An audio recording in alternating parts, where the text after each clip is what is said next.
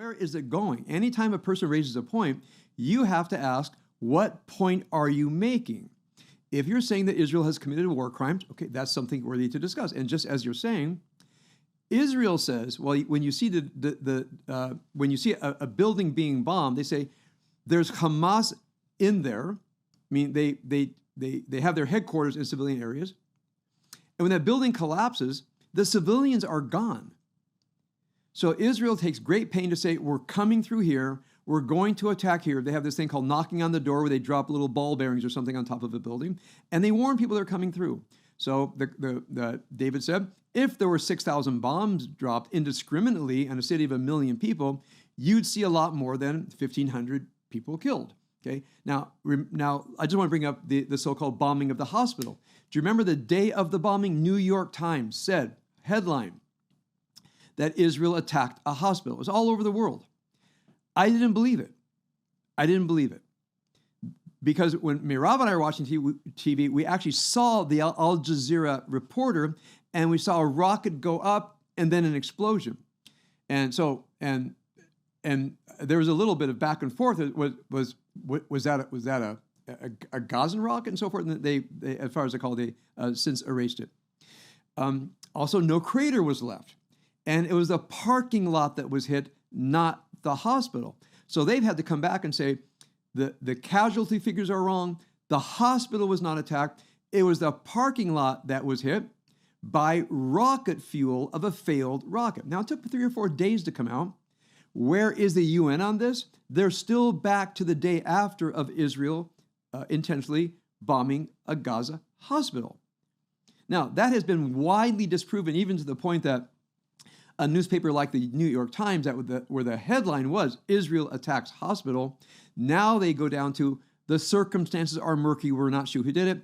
And then when they list the evidence, all of the so-called evidence of Hamas is conjecture, and the evidence of President Biden, the Israelis, and anybody else who shares intelligence with Israel, it's clearly a failed Palestinian rocket. Now, I want to share with you, my heart goes out to the people who were evacuating from other places of Gaza, went to the parking lot of a hospital where they thought they could find security. My heart goes out to them.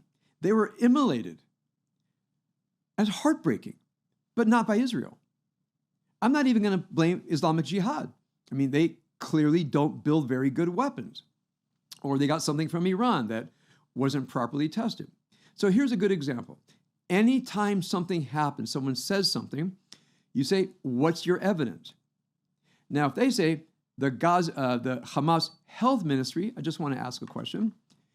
If the SS published something to create doubt in the righteousness of the American army, would you say, well, the SS sent it, the Gestapo said it, Hitler said it, it must be true? Can you imagine that? Now, that's how I think we should see Hamas. It is the SS. It is the Gestapo. It is the Hitler Youth. The truth means nothing. All they want to do is undermine the respect for the state of Israel. Now, I'm not saying that everything they say is a lie, but you don't know which from which until there's a mass amount of verification. So the thing, all of us, if somebody ever says something to you, you say, how do you know? What's the evidence? I read it on Reuters. I read it on BBC. Okay, and what's their evidence? You have to dig down a little bit, and you say, because Hamas said so. Say, well, it might be true. It might not be true. How to be if we hold judgment until we know more? People say, no, I'm not withholding judgment. I blame Israel. Now we're back to my first question. Are you interested in fair treatment of Palestinians and a two-state solution? That's one conversation. Is this simply to point out yet again how evil Israel is? Or is that the conversation you're having? So whenever anybody says anything, you have to set out from the beginning which conversation you're having. Because people will drag you into conversation. Suddenly you realize to yourself, we're discussing fair treatment of Palestinians when their whole point is to undermine support for Israel in order to destroy the Jewish state. So you always got to know where these conversations are going. That's probably the most useful tool I can offer you as we engage in this struggle. I mean, for me, it's, for the rest of my conscious life, I'm going to be engaging in this struggle. This is a scar for 100 years. I will never forget October 7th and 8th, the rest of my life. Our daughter just went back to Israel. Other daughter lives in Israel. Mirav's family's in Israel. And even if I didn't have this connection, I mean, there's a deep connection among most of the Jewish people and the state of Israel because of our common history. So I will be engaging in this struggle, as long as anybody will listen. And even if no one listens, I'll still put it up because someone might listen later. So I want you to know, in addition to everything else that we're doing, we are in this for the long run.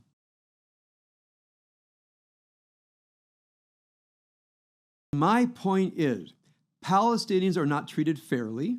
Say, okay, let's stipulate that to be true. Are you headed toward a two-state solution? A fair two-state solution? Yes. Now, I'm not saying you're equipped to have that conversation yet, but that's a conversation worth having. You can hear what they have to say, make a note, and say, I'll get back to you.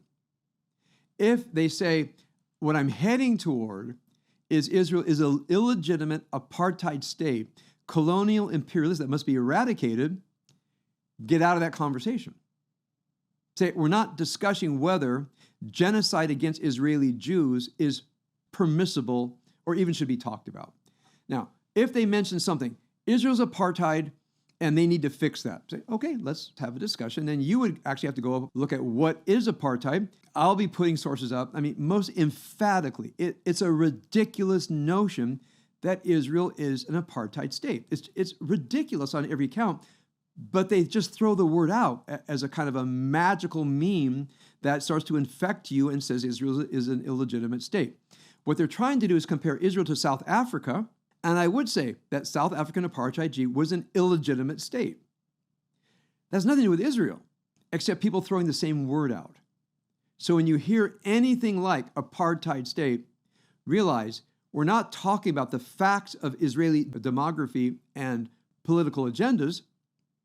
We're talking about delegitimizing Israel. So we can talk about the problem of Arabs in the state of Israel, Arabs on the West Bank, how the population is divided, how they got that way, equal treatment of the law. There's a lot of things to talk about, but you got to know which conversation you're having.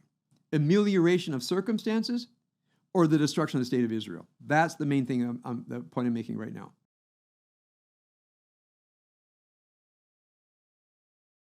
Now, when I think of a prison in the open air, I think of barbed wire, nothing to eat, nothing to drink. I don't think of schools and shops and filled with cars and pickup trucks and parks and mosques and a beach and a marina. So that's why I said, just type in beautiful Gaza City in your search engine and look at all the images. There's nothing there that indicates an outdoor prison. Here's what they mean. Egypt has closed the southern border. Israel has closed the other borders, including the sea border. Why? Because the minute Israel pulled out of the Gaza Strip, they began launching rockets and clearly had Iranian support. Now the question is, how do we interdict arms from getting into Gaza? Not with a blockade, meaning stopping goods from getting in. The Israeli response is, all goods will be offloaded in Ashdod, put on cargo trucks, inspected, and then shipped into Gaza from one of two crossings. Look at COGAT, C-O-G-A-T. It's the Israeli Committee for Transferring Goods from Israeli ports into Gaza and Gaza exports. Gaza actually exports quite a bit to Israel. They are trading partners. So when you say, what do you mean by an outdoor prison? What is a prison? You write it all down, say thank you, and then you get back to them and you realize it's like apartheid. It doesn't refer to anything. Meaning, like a word can refer to something. It doesn't refer to anything. It is purely used to create emotions of animosity toward Israel. It's a rhetorical device. So don't be caught by rhetorical devices. One says outdoor prison. I said, what's it exactly like? That's an outdoor prison. Because I see pictures of shops and stores and mosques and parks and pickup trucks and cars and residences and high rises. And it doesn't look like, is there another outdoor prison that looks like that? Like, what's the analogy? What other outdoor prison looks just like that? Well, none, because it's not an outdoor prison. Okay, I hope you're getting the drift here. They have to define their terms. You have to know where the conversation is going, what they're comparing it to, and you realize, is it a rhetorical device to undermine Israel's right to exist? Or does it actually describe a problem that can be addressed by ameliorating difficult circumstances. I got to know what conversation we're having.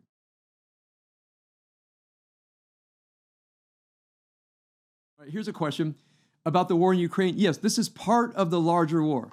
How does the war in Ukraine line up here? There is a struggle between Russia, China, Iran, and others against what I'm going to say a disorganized front of the United States, Europe, and Israel. So Ukraine was the Russian attempt to test the will of the West, and I'm one of those that think that we should do everything we can to support Ukraine, aside from sending in ground troops. You may differ with me, so that's my opinion, obviously, and I see this as connected.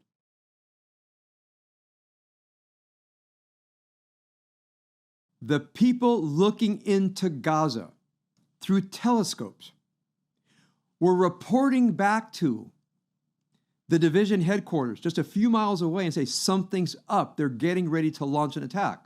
This is not signals intelligence. This is World War I kind of intelligence.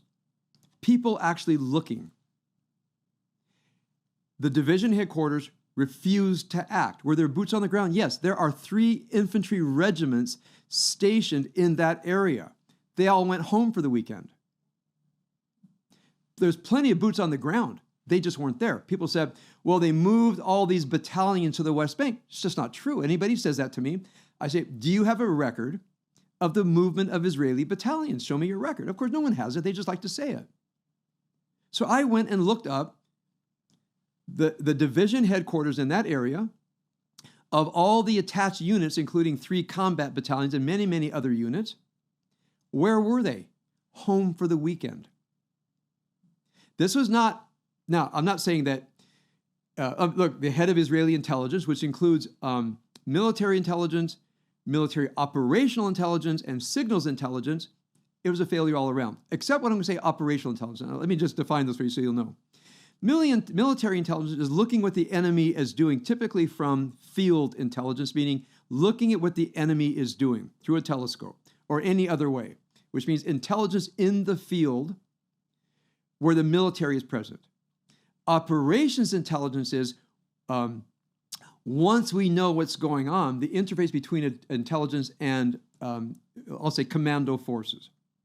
Now, the signals intelligence is everything else, internet and so forth. That's called the famed Unit 8200, where, for example, they might notice a convoy going from Iran through Iraq to Hezbollah. Because they make truck stops, they've been able to divine that it's filled with rockets. That's Unit 88. That's Unit 8200. That's not the field intelligence. They report that to operational intelligence, and the operational intelligence connects with the different Israeli commando forces or helicopter or air force, and they strike the convoy and destroy it. You see the different kinds of intelligence? But it's not really military intelligence until it gets near military forces. Now, was there military intelligence? Yes. The local intelligence services, we're not talking about the heads of government, the local intelligence services refused to report it, discounted it, and told them not to bring it up again. Now, what kind of failure is that? Yeah, it's human. It's not signals intelligence. It's not because units were transferred to the West Bank. All that is myth. It was the actual field intelligence in place. Now, this is, Mirav and I read this, we just burst out crying. Because our children could have been at that festival. There's a lot of repenting and restructuring that has to go on. This is not the time for it. I'm very glad the question was asked, because many people want to throw out blame before things are known. Now, it's already been going on 2 weeks, correct? And this is just coming out 2 weeks later. 2 weeks later, one of the surviving persons in a field intelligence outpost looking into Gaza, very few survived, by the way. They were massacred in the first hour. One survived by hiding in a cupboard, got out, and her report apparently was censored as she tried to go up the chain of command. thing. Somebody finally understood, we can't silence this person anymore. It was a young woman. She first came on the news with a blurred face and a blurred voice and said it.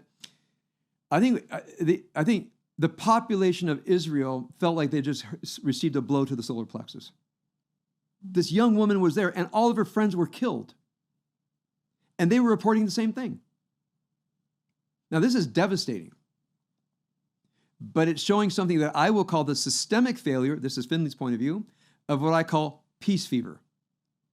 From top to bottom, side to side, Israelis believe, because of the Saudi normalization, Hamas, even though they were training assiduously, they were moving workers back and forth and so forth, there are signs that Israel chose to see peace. That's not a bad thing. It shows that Israel wanted peace while Hamas was preparing for terrorist atrocities. So, in my opinion, peace fever infected everybody to the point that a young enlisted person who phoned back visual reports was told to knock it off. That's how deep and severe the peace fever was.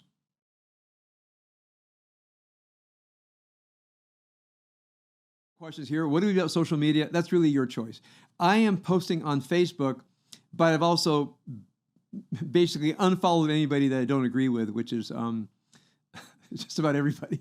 And I have appreciative responses. As you know, I think you've hit a like a couple of times. So I'm doing what I can there. It's basically for my jiu-jitsu buddies and my high school people and anybody else who follows across my page. So whatever you can do, I don't argue with anybody. I just block them because I'm not going to let anybody spread disinformation on my page, on a conversation that I start. I delete. Now, as far as illegal settlements, I think I'll talk about this at length tomorrow. Let me give a little bit now. When they say illegal, ask, illegal according to what? What law? Now, when the Zionists began buying land from the Ottoman Turks, that was legal. Those were legal transactions. When they set up settlements under the British Mandate, they took empty land and they got permission from the British Mandate. It was not illegal. After the 1948 war, you know what the borders were? Inside of the state of Israel, anything not inhabited with a lease or a license or something is state property, and the state grants licenses.